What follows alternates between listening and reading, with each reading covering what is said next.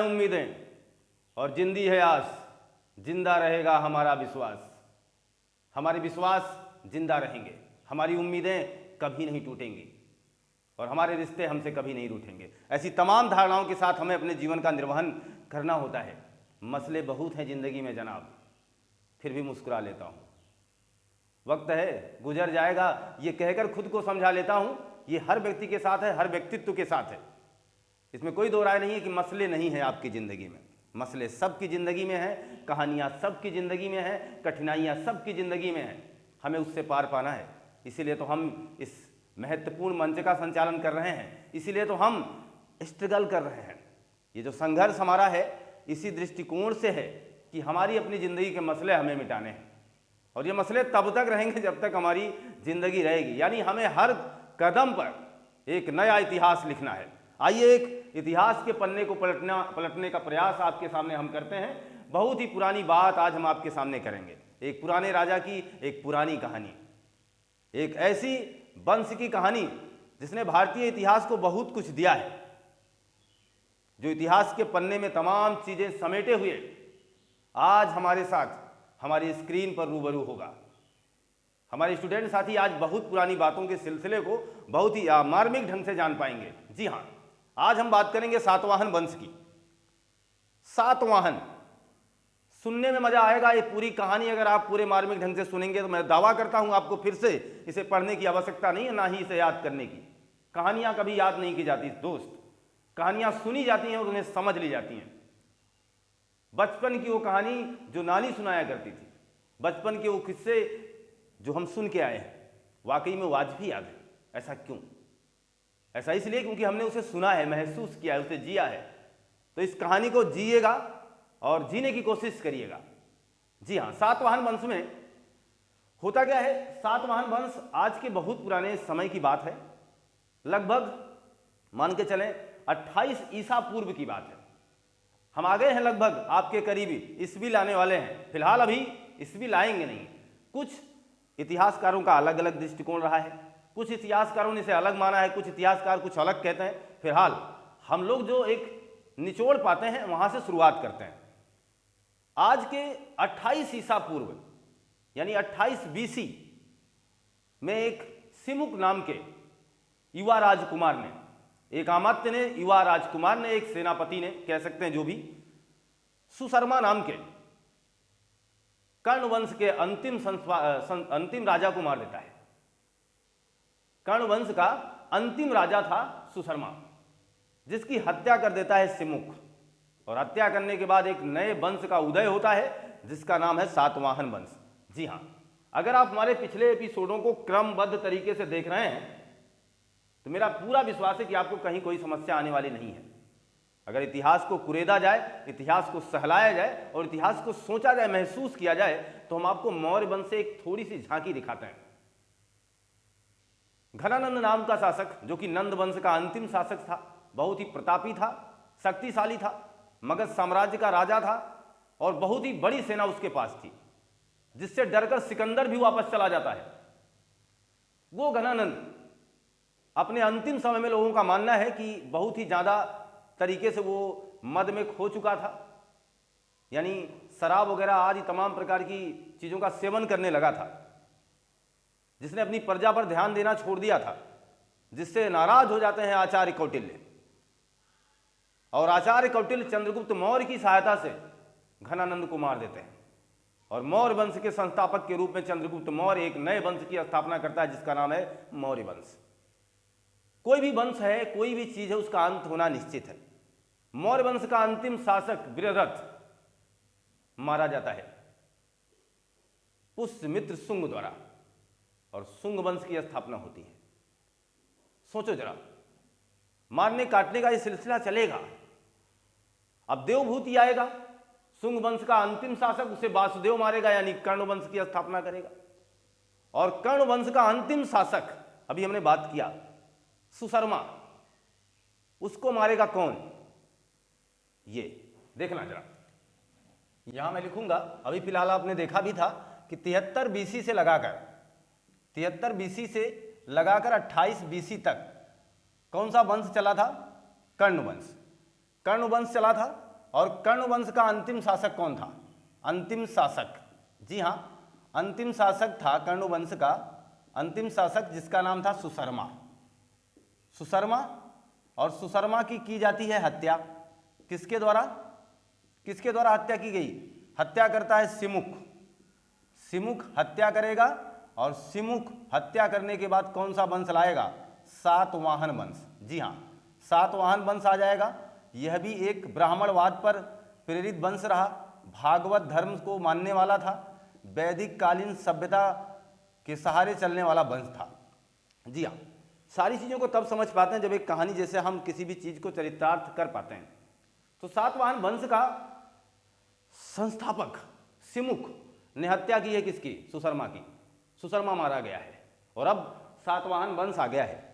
और कहा जाता है कि सातवाहन वंश के बारे में, इसका नाम से ही देखना, सातवाहन का मतलब होता है सिंह का वाहन। हर बातों को समझिएगा, सातवाहन का मतलब क्या है? सातवाहन, हर प्रश्न आपका एग्जामिनर आपसे पूछ चुका है। सातवाहन का मतलब होता है सिंह का वाहन।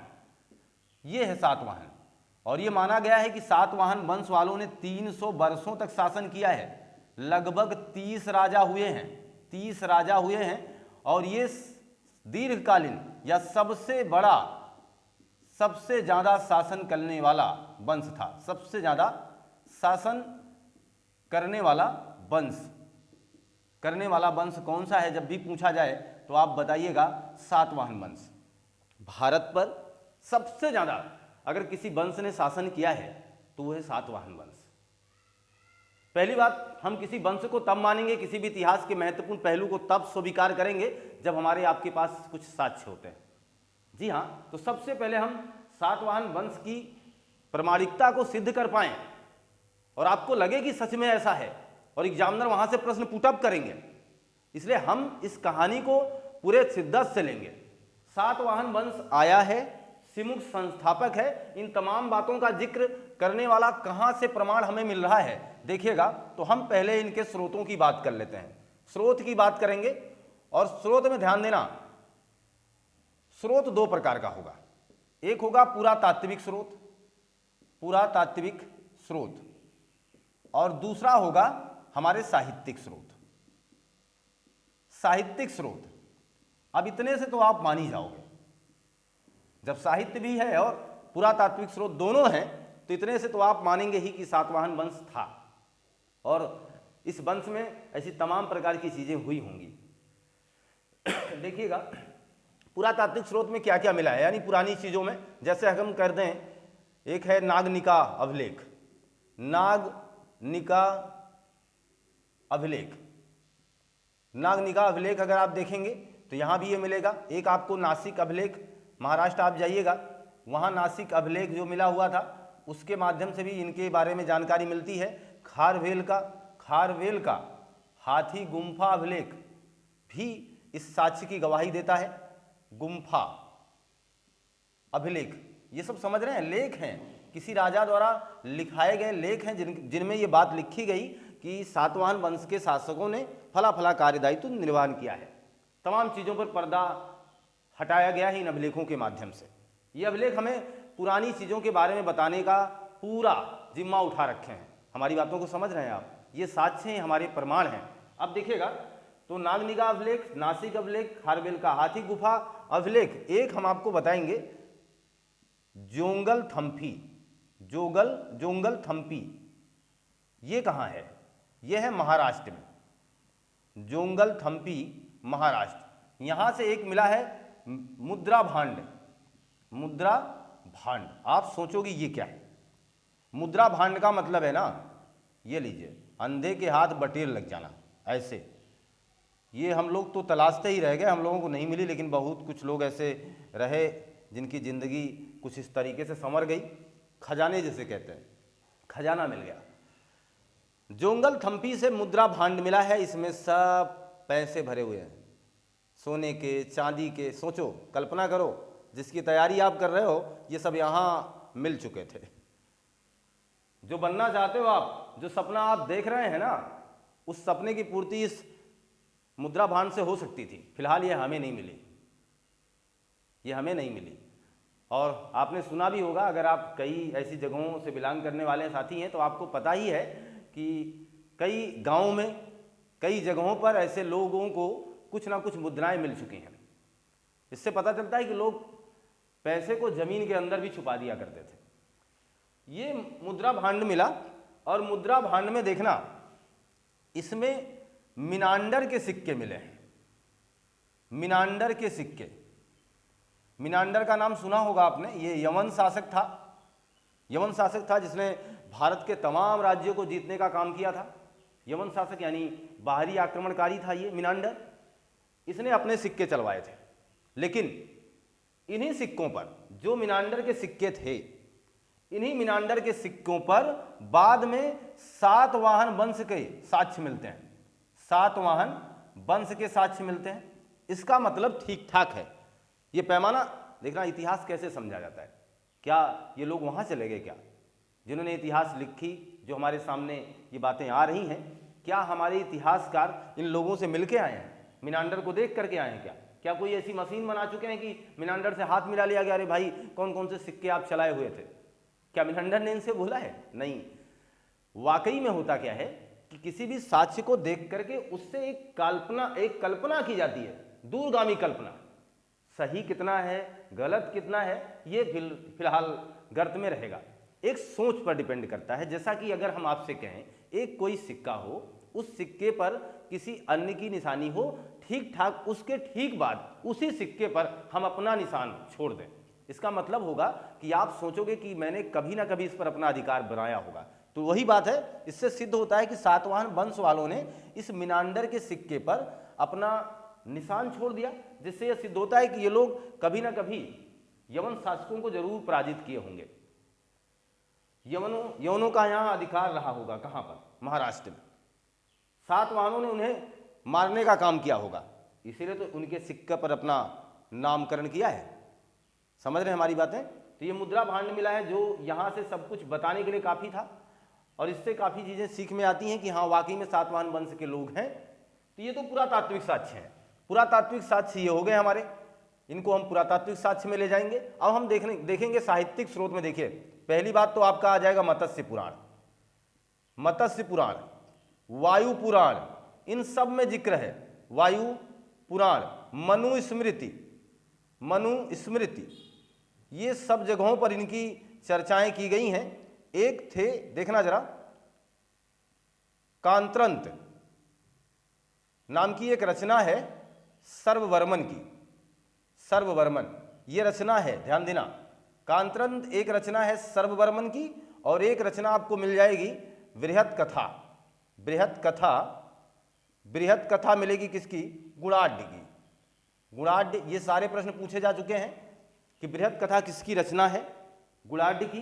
किस वंश से संबंधित थी? सातवाहन वंश से। आज आप इसे सातवाहन वंश के दृष्टिकोण से देख पा रहे हैं। आपको वंचित होने की आवश्यकता नहीं है, ध्यान दीजिएगा, क्योंकि ये बहुत ही महत्वपूर्ण पहलू है। इसे स्पर्श करता है हमारा एग्जामिनर, और उसकी जहां तक हम अपने कल्पना के घोड़े दौड़ा रहे होते हैं ना, एग्जामिनर कहीं ज़्यादा उससे सोच रहा होता है। उसे पता है कि आप क्या करके आए हैं, उसे पता है कि आपने बृहत कथा के लेखक का नाम याद कर लिया है। फिलहाल मैं ऐसा नहीं करूंगा, मैं कुछ आपसे और पूछ बैठूंगा, फिर आप क्या बताएंगे। देखिएगा, गाथा सप्तसती, सप्तसती यह भी एक रचना है। यह किसने लिखा है? हाल नाम के एक राजा ने। हाल क्या थे? राजा थे। देखना कहां से लिंक जुड़ रहा है। हाल एक राजा थे, और ये दोनों लोग इनके दरबार में रहते थे। दरबार में रहते थे। ये लीजिए, हाल स्वयं एक राजा थे, और इनके अंदर वो प्रतिभा रही होगी। जरूरी थोड़ो है कि हर राजा अनपढ़ ही होगा, पढ़ा लिखा नहीं होगा, जानकार नहीं होगा। ये राजा हैं, पढ़े लिखे हैं, यानी कह सकते हैं जानकार हैं। हाल नाम के राजा ने गाथा सप्तसती लिखा है। गाथा सप्तसती से साक्ष्य मिला सातवाहन वंश का। हाल नाम के राजा के दरबार में दो लोग रहते थे, जो कवि रहते थे, या कह सकते हैं साहित्यकार रहते थे, जिनका नाम था सर्ववर्मन और गुणाढ्य। इनकी अलग अलग रचनाओं के माध्यम से ये पता चलता है कि सातवाहन वंश उस समय था, और सातवाहन वंश की तमाम प्रकार की चीज़ों के बारे में इन रचनाओं में उल्लेख किया गया है। तो ये रहे हमारे पुरातात्विक और साहित्यिक साक्ष्य, जिसके माध्यम से हम सातवाहन वंश की गरिमामयी उपस्थिति को प्रमाणित करते हैं और इसके दिए गए तमाम प्रकार के क्रियाकलापों को अपने साथ जोड़ने का प्रयास करते हैं। आप इसका स्क्रीनशॉट ले लीजिए। ये मान के चलें कि आपने स्क्रीनशॉट ले लिया होगा। तो सातवाहन वंश के साक्ष्यों के बारे में, उसके प्रमाणिकता को सिद्ध करने वाले महत्वपूर्ण साक्ष्य पुरातात्विक और साहित्यिक जो भी थे हमने आपके सामने प्रस्तुत किया, और अगर हम उन्हें सहेज पाएंगे तो पक्की बात है हम अपने एग्जाम में बेहतर ढंग से पार्टिसिपेट करेंगे। बिल्कुल। तो एक प्यारी सी कहानी आपके स्क्रीन पर चल रही है सातवाहन वंशों की। अब हम एक छोटा सा नमूना आपको दे देते हैं जो यहाँ से ज़्यादातर पूछे गए हैं, फिलहाल उन पर हमारी चर्चा हो जाती है। यह है आपका सातवाहन वंश। सातवाहन वंश, सबसे पहले मैं यहाँ पर शासन करने वाले महत्वपूर्ण शासकों की लिस्ट आपको देता हूँ। है तो बहुत, फिलहाल इन शासकों की लिस्ट की जानकारी आपको मिल जाए। कुछ महत्वपूर्ण शासकों के नाम आपको याद हो जाने चाहिए। देखिएगा, सिमुक है पहला, आपको पता है सिमुक है पहला शासक जिसने किसकी हत्या की है? सुशर्मा की। आप चाहो तो लिख सकते हो सुशर्मा की क्या करता है? हत्या करता है। सुशर्मा की हत्या। सुशर्मा कहाँ का शासक था? कर्ण वंश का। कर्ण वंश का ये लास्ट था, है ना। तो कर्ण वंश के अंतिम शासक सुशर्मा को मारता है सिमुक, और सिमुक शासन सत्ता को संभालने का काम करता है। फिलहाल सिमुक के बाद देखना, सिमुक के बाद सतकर्णी आएगा। सतकर्णी आएगा, और इस सतकर्णी या सातकर्णी लिखा गया होगा साथियों। इस सतकर्णी से कौन से प्रश्न पूछे गए हैं? सतकर्णी से दो विशेष बातें आप याद रखेंगे। इसने 2 अश्वमेघ यज्ञ कराया है। 2 अश्वमेघ यज्ञ कराया है इसने, यज्ञ, और एक राजस्यू यज्ञ कराया है। एक राजस्यू यज्ञ कराया है इसने। ये 2 बातें याद रखिएगा, 2 अश्वमेघ, एक राजस्यू यज्ञ। और इसके प्रमाण कहां से मिले ये देखना जरा। इसके भी प्रमाण कहां से मिले हैं? नाना घाट अभिलेख से। नाना घाट अभिलेख। एग्जामिनर बहुत ही चालाक होते हैं और वो आपसे प्रश्न करेंगे कि नाना घाट अभिलेख किस वंश से संबंध रखता है? आप कहिए सर सातवाहन वंश से। नाना घाट अभिलेख ये बताने का प्रयास करता है कि इसने ये काम किया है। 2 अश्वमेघ यज्ञ कराया है, एक राजस्यू यज्ञ कराया है, और नाना घाट अभिलेख ही ये जिक्र करता है कि पहली बार भूदान की प्रक्रिया शुरू की गई है। कौन सी प्रक्रिया?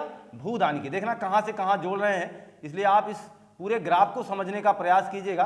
भूदान की प्रक्रिया की शुरुआत, यानी जमीनें दान दी जाएंगी। अब भूदान की प्रक्रिया यानी किसी अच्छे कार्य निर्वहन के लिए होता नहीं था, अभी भी दान की प्रक्रिया है, कन्यादान है, तमाम प्रकार के दान हैं आज। भूदान, तो भूमि का दान दिया जाता था। भूदान देने की प्रक्रिया यहां से प्रारंभ है। देखना, भूदान की प्रक्रिया का प्रारंभ यहीं से है, और यहीं पर जिक्र किया गया है। इसी 2 अश्वमेघ यज्ञ के दौरान यह जिक्र किया गया है कि सतकर्णी द्वारा एक गांव दान में दिया गया था। एक गांव दान में दिया गया था। एक गांव दान में। यहां तक समझ जाओगे आप। इसलिए महत्वपूर्ण इसका निचोड़ मैं आपको दे रहा हूं, और मुझे लगता है कि यह ग्राफ आपको बहुत ही बेहतर ढंग से बहुत कुछ बता जाएगा, और आपको फिर सातवाहन वंश में कोई समस्या नहीं आएगी। यहाँ के महत्वपूर्ण प्रश्नों को हम आपके सामने उल्लिखित करना चाहते हैं। अब देखना, तो सतकर्णी से थोड़ी सी चर्चा होगी, आगे बढ़ जाते हैं। सतकर्णी के बाद आएगा गौतमी पुत्र सतकर्णी। गौतमी पुत्र सतकर्णी या सातकर्णी, देखना एक बार सातकर्णी ही लिख दे रहा हूं, जाने रखिएगा। गौतमी पुत्र सातकर्णी। इसके बाद देखिएगा, इसके बाद आ जाएगा आपका एक चीज और यहां बता देना चाहता हूं आपको। गौतमी पुत्र सातकर्णी, यहां देखना गौतमी लिखा गया है। तो पहली बार आपको किसी राजा के आगे उसकी मां का नाम लिखा मिलेगा। मां का नाम। इससे सिद्ध होता है कि महिलाओं का कद बढ़ा होगा, महिलाओं का दर्जा बढ़ा होगा, महिलाओं का कद बढ़ा होगा, और सातवाहन वंश के शासकों ने अपने नाम के आगे अपनी मां का नाम लगाया है।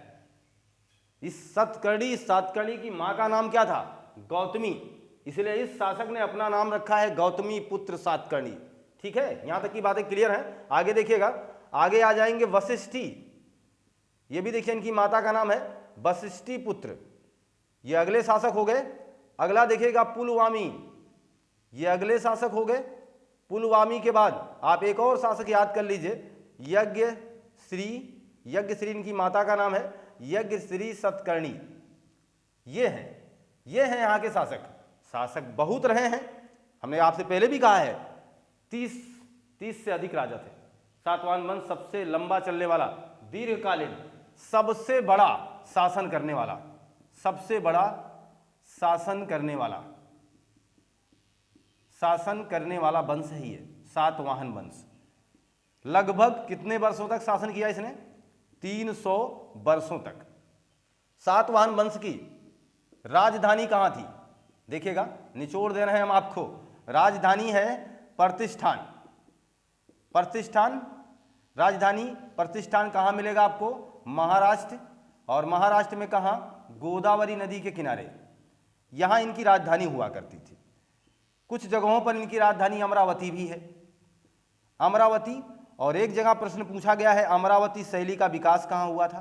तो अमरावती शैली का अगर विकास पूछा जाए तो कहिएगा सातवाहन वंश के समय में अमरावती शैली का विकास हुआ था। अगर हम इस तरीके से दे रहे हैं आपको, तो आप भी कुछ इसी तरीके से लेने का प्रयास कीजिएगा।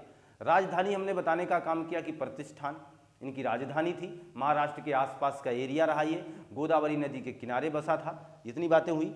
और कहीं कहीं इतिहासकारों का मानना है कि अमरावती भी इनकी राजधानी रही है। दूसरी बात, अमरावती शैली का विकास किया किसने? तो इसी शासकों ने अमरावती शैली का विकास किया है। ठीक है, यहाँ तक की बातें क्लियर है। अश्वमेघ वगैरह हमने पहले भी कह दिया है। और अभी थोड़ी देर पहले कुछ महत्वपूर्ण साक्ष्य से भी आपको मैंने जोड़ा था। मैंने कहा था बृहद कथा के माध्यम से सातवाहन वंश की जानकारी मिलती है। किसकी रचना है? गुणाढ्य की। हाल के दरबार में रहते थे। देखिएगा, गाथा सप्तशती किसकी रचना है? स्वयं हाल की। गाथा सप्तशती किसकी रचना है? तो हाल की ये रचना है। और इन महत्वपूर्ण साहित्यों के माध्यम से हमें इनकी जानकारी मिलती है। नाना घाट अभिलेख ऊपर लिखा ही लिखा है। मत्स्य पुराण, वायु पुराण, आज तमाम प्रकार के साक्ष्य मिलते हैं जिनमें सातवाहन वंश का जिक्र किया गया है। सातवाहन वंश के तमाम शासकों के बारे में बात की गई है। गौतमीपुत्र सतकर्णी का जिक्र है।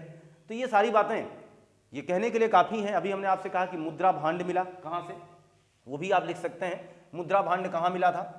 मुद्रा भांड मिला था महाराष्ट्र में। यहाँ इसी मुद्रा भांड के माध्यम से ये पता चलता है कि इन्होंने, सातवाहन वंश के शासकों ने यवनों को भी पराजित किया था। क्योंकि इस मुद्रा भांड में मिनांडर के सिक्के मिले और मिनांडर के सिक्के पर सातवाहन वंश के राजा सतकर्णी के चिन्ह मिले, निशान मिले। इससे पता चलता है कि इन्होंने यवनों को पराजित किया होगा। यवन यहाँ महाराष्ट्र में शासन कर रहे होंगे, इन्हें भगाने का काम किया होगा। क्लियर है? यहाँ तक की बातें आप समझ चुके हैं। देखिएगा, सिक्के इन्होंने चलवाए कौन कौन से? सिक्के में अगर सिक्कों की बात आएगी, सोने का सिक्का चला, चांदी का कोई बात नहीं, कांसे का कोई बात नहीं। लेकिन अब देखिए अद्भुत अब है, शीशे का सिक्का पहली बार, ऐसा कभी नहीं हुआ इतिहास में, पहली बार शीशे का सिक्का पहली बार सातवाहन वंशों ने चालू कर दिया है। शीशा, सोचो कितना अजीब लगता रहा होगा, खूबसूरती क्या थी। शीशे का सिक्का इनके समय में था। और सबसे ज्यादा सातवाहन वंश ने सबसे ज्यादा शीशे के सिक्के का ही प्रयोग किया, सबसे ज्यादा। और ये शीशे का सिक्का मंगवाते कहां से थे? रोम से। ये शीशे के सिक्के का आयात करते थे कहां से? रोम से। भाई अगर शीशे का सिक्का चलाना है तो आपको शीशे की आवश्यकता पड़ेगी कि नहीं पड़ेगी? तो उस शीशे की जरूरत को पूरा करने के लिए ये आयात करते थे कहां से? रोम से। तो सोना, चांदी, कांसा ये तमाम राजा चलाते रहे हैं सिक्का। और सातवाहन वंश के लोगों ने शीशे का भी सिक्का चलाया है। ये अद्भुत बात आपके साथ मैंने जोड़ा है, देखिएगा। और सातवाहन वंश को क्या कहा जाएगा? इन्हें उत्तर और दक्षिण भारत का सेतु कहा जाता है। उत्तर और दक्षिण भारत के बीच का सेतु कहा जाता है। किसे? इन्हें उत्तर और दक्षिण भारत के बीच का सेतु कहा जाता है सातवाहन वंश के शासकों को, सातवाहन वंश के लोगों को। क्लियर है ना? यहाँ तक की बातें एकदम आपको आसानी से समझ में आ गई होंगी। ये सातवाहन वंश का बहुत ही छोटा सा एक, कह सकते हैं कम समय में ज़्यादा जानकारी लेने वाला एक डायग्राम है। ये एक चित्रांकन है। आप इसके माध्यम से आप चीज़ों को समझ सकते हैं। सातवाहन वंश के शासक कौन थे और उन्होंने उनसे संबंधित बनने वाले तमाम महत्वपूर्ण प्रश्नों को भी आप जान सकते हैं। ये चीज़ें हैं। और यहाँ से एग्जामिनर ने प्रश्न आपसे पूछा है कई बार, तो उन प्रश्नों पर हमारा दृष्टिकोण अभी तक बना रहा फिलहाल। अभी थोड़ी देर पहले मैंने आपको बता ही दिया है कि पुरातात्विक साक्ष्य कौन थे, साहित्यिक साक्ष्य कौन मिले हैं, किसके द्वारा इसका प्रमाणिकता सिद्ध की जाती है, तमाम बातों पर जिक्र रहा। आप इसका स्क्रीनशॉट ले लीजिए।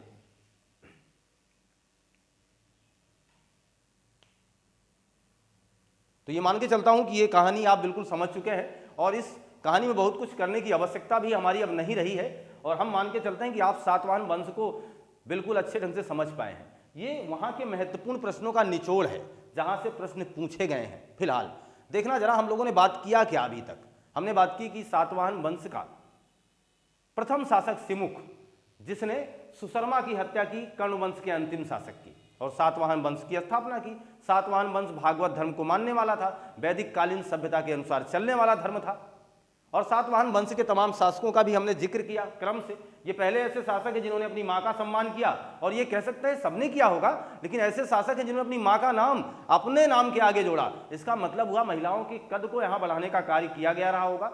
कुछ महत्वपूर्ण साक्ष्यों से आपको जोड़े रखा, कुछ महत्वपूर्ण रचनाएं आपके सामने मैंने उल्लेखित किया। भूदान की प्रक्रिया आई और एक गांव का साक्ष्य मिला, दिया गया कौन से अभिलेख में, नानाघाट अभिलेख में। ऐसे कुछ महत्वपूर्ण अभिलेखों की भी कहानियां आपसे जुड़ी रहीं। मैं मानता हूं, मुझे विश्वास है कि ये कहानी आपको समझ में पूरी तरीके से आ गई होगी, और ये पूरी तरीके से आप सातवाहन वंश को समझ चुके हैं। मिलते हैं हम आपसे नए कंटेंट में। अब आपसे विदा लेना चाहेंगे। पढ़ते रहिए, मस्त रहिए, खुशहाल रहिए। लाइक शेयर सब्सक्राइब करना मत भूलिएगा साथियों।